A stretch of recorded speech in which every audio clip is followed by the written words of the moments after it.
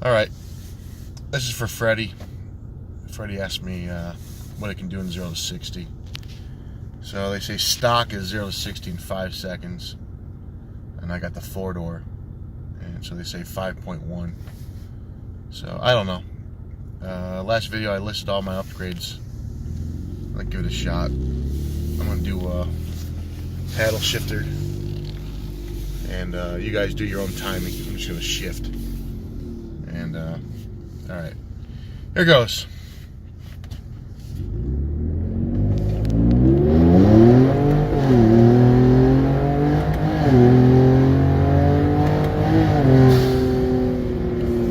All right, somebody time it for me. Let me know what you think.